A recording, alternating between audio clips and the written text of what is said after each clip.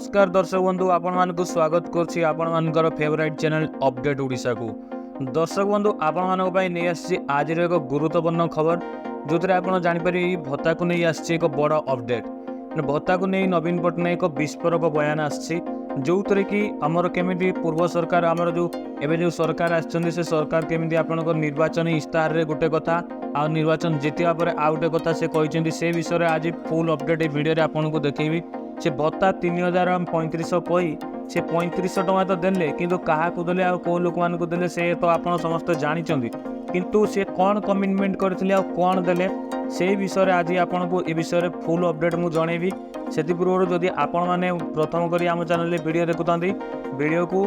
Like share and subscribe करंतु side रे थिबा बेल आइकन को दबे ऑल नोटिफिकेशन ऑन करंतु। दर्शक बंधु आपण मान को रिक्वेस्ट करी ए वीडियो को प्रथम रु शेष पर्यंत देखंतु। ये वीडियो बिल्कुल भत्ता पाई जो गुजब उठी तारी पाई ही बनाऊँगी आपड़ ए डिटेल्स जानीपारे कि भत्ता केमी आपंकर 3000 रु 3500 टଙ୍କା केमी मिले नवीन पट्टनायक कौन विस्फोरक बयान देते तो कौन हो दर्शक बंधु जानते आप समस्ते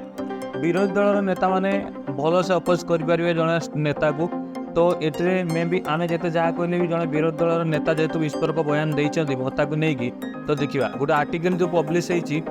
राज्य सरकार भत्ता प्रसंग को नहीं विरोधी दल नेता विस्फोरक बयान कथा काम समान न रखिले टार्गेट करेंगे बीजेडी माने जो हिसाब से माने टार्गेट करथिले माने जो हिसाब से कथा देथिले से कथा रखी नांती तो लोक मान को भंडे देछंती माने जेमति कि कहते गोटे हाँ इलेक्शन टाइम रे नेता आछंती कहउछंती इलेक्शन सला पर निज निज बाटरे थिबे सेही टाइप रो से कहछंती। विरोधी दलर नेता नवीन पट्टनायक भत्ता प्रसंग को नहीं राज्य सरकार को टार्गेट करछंती से तांकर सोशल मीडिया ट्विटर अकाउंट रे पोस्ट कर लिखिछन जे राज्य शासक दलर प्रतिश्रुति अनुसार मधुबाबू पेंशन योजनार भत्ताधिकारी को 3000 रु 3500 टଙ୍କା पर्यंत भत्ता देवाई प्रतिश्रुति देते आपण मैंने देखिथे बीजेपी सरकार इलेक्शन पूर्व जो से मैनिफेस्टो बनई मैनिफेस्टो से बिल्कुल उल्लेख करते कि आमे जदि माने शासन करूँ आम जदि आम सरकार जदि आसे माने जो टैगलाइन थी 2 थर पद्म को 2 गुणा विकास से हिसाब रे सी लिखिते कि आमे शासन दिन हेले जो भत्ता अच्छी वार्धक्य भत्ता आम जो विधवा भत्ता कि जो सब भत्ता अच्छी आमर ए पेंशन को से 3000 टଙ୍କା करेंगे आ जो मैंने 80% डिजेबिलिटी एंड जो मान 80 वर्ष अधिक से 3500 टଙ୍କା करेंगे किंतु घोषणा अनुसार यह पालन करा जाउ नहीं यह समस्त भत्ताधिकारी एक प्रकार छलना कर नवीन पट्टनायक सेहीपरि यही योजन वयस्क भिन्नक्षम विधवा तथा निराश्रय मानक सामिल कर किंतु एबे बजेट रे 80 वर्ष रु अधिक एवं 80% रु अधिक भिन्नक्षम मानक यही योजन सामिल कर नवीन पट्टनायक कहवा कथा माने रक्षा करना जो सरकार एवं जो कही जो कमिटमेंट करते से कथा रक्षा न कर राज्य सरकार नवीन पट्टनायक जो विरोधी दल नेता अच्छा सी बर्तमान ये कथा को लेकिन बहुत बड़ सी कहते से केवल एति नुहे जो कमिटमेंट करते नवीन पट्टनायक कही कथार रक्षा न कर राज्य सरकार को घेरी केवल एति नुहे से आहरी कहते बीजेडी सरकार बीजेडी तार प्रति पंचायत 16 अगस्त ठारू बीजेडी जनजागरण अभियान आरंभ करने को जाउछि। प्रति कर्मी सचेतनता नागरिक एथिरे सामिल होई लोकों को बीजेपी प्रतारणा विषय रे जागृत करेंगे। वरिष्ठ नागरिकों लगी बीजेडी सब बेले आग को बाहर बीजेपी कही समस्त कार्य को ठीक भाव न कले विरोधी दल से सब को घेरियो बोली से कहते देखो एवं 16 अगस्त नवीन पट्टनायक प्रति पंचायत बुलिक सब कर्मी आ नेता मान समस्त को एकाठा करके सब जो भत्ता पाइबापी जो मैंने योग्य एकाठा करके गोटे स्वर उत्तोलन करेंगे गोटे आंदोलन करेंगे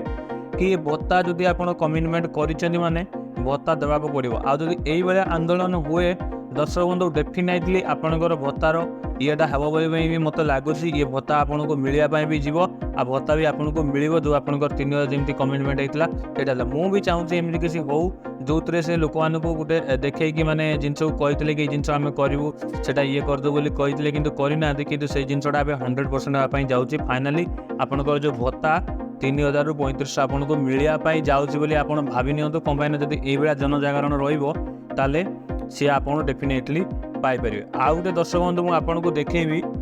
नवीन पट्टनायक ट्विटर हैंडल रे कौन पोस्ट कर दर्शक बंधु आपण मैंने देखिपारे सीधा सड़क ये हूँ नवीन पट्टनायक ट्विटर हैंडल जो थे कि बिल्कुल माने लिखाई कि माने आपन देखि पारे बीजेपी तार निर्वाचन घोषणा पत्र रे भत्ताधिकारी को 3000 तथा 3500 टंका प्रदान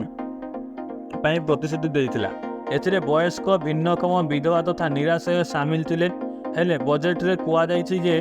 केवल 80 वर्ष रु अधिक वयस्क एवं 80% रु अधिक अक्षमता भिन्नक्षम एई वार्धक्य भत्ता पाइबे। 45,000 कोटी टंका ऋण नहीं मध्य घोषणा पालन करुनाथी करा जाउ नाही बोली नवीन पट्टनायक गोटे कहते। एथिरु पूरा स्पष्ट होउछि बीजेपी सरकार प्रतिश्रुति बाड़ीर गार पलटिछि। भत्ताधिकारी वयस्क तथा समस्त ओडिशावासी प्रतारणा होइछि। एहिपरि प्रतारणा लोकंक भितर जन असंतोष सृष्टि करिछि। एने 16 अगस्त रु बीजेडी जनजागरण अभियान आरंभ करने को जाउछि। प्रति पंचायत रे एने सचेतनता कार्यक्रम करा जिवो। वयोज्येष्ठ अधिकार पाई विरोधी आड़ को बाहर प्रतिटी कर्मी तथा सचेतनता नागरिक एथिरे सामिल होई लोकों को बीजेपी रो प्रतारणा विषय जागृत करिवे। मु आशा करुच्ची बीजेपी सरकार बीजेपी ओडिशा लोकों को भुआ न बुलाई प्रदान करिଥିବା प्रतिश्रुति पालन करिवो। बीजेपी निज प्रतिश्रुति प्रतारणा न करिवा पर्यंत ओडिशावासी निकट में यहाँ को बचाइवा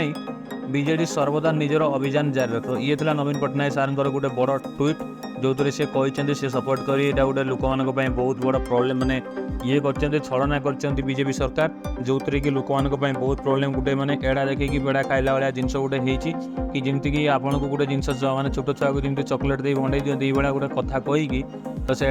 आम ओडिशावासी लोक भंडे तो ये जिनस आपण मैंने सामिल हूँ सामिल होकर बीजेडी सरकार को सपोर्ट करूँ। डेफिनेटली आपंकर भत्तार माने ये आसो आ बड़ ये आपन को मिल। आशा करछि फ्रेंड्स वीडियो आपन को भल लगे तो जदि वीडियो भल लगी वीडियो को लाइक शेयर सब्सक्राइब करूँ चैनल को एंड साइड रे थिवा बेल आइकन को दबाई ऑल नोटिफिकेशन ऑन करूँ ताकि ये नुआ नुआ अपडेट आपन पाई परिबे। आज पई रहिली जय जगन्नाथ।